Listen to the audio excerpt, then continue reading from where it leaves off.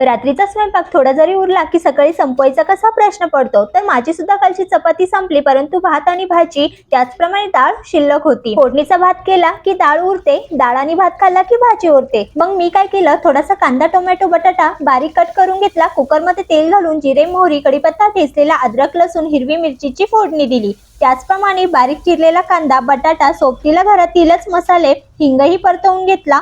नंतर उरलेला भात, डाळ किंवा वरण, सोयाबीनची भाजी घालून व्यवस्थित परतून घेतलं। दुसऱ्या गॅसवर मी अगोदरच 1 ग्लास पाणी गरम करून घेतले होते, तेही घातले। सोबतीला थोडंसं चवीप्रमाणे मीठ, कारण भात भाजी वरणातही मीठ घातलेलं होतं, म्हणून हवं तेवढंच घालायचं। बारीक केलेली कोथिंबीर घालून मिक्स करून कुकरला झाकण लावून 2 शिट्ट्या करून घेतल्या। नंतर मस्त मऊ लुसलुशीत उरलेल्या पदार्थांची छान खिचडी तयार झाली। प्लेटमध्ये काढून लोणचं, पापड सोबत तूप घालून सकाळचा पोट भरून नाश्ता केला।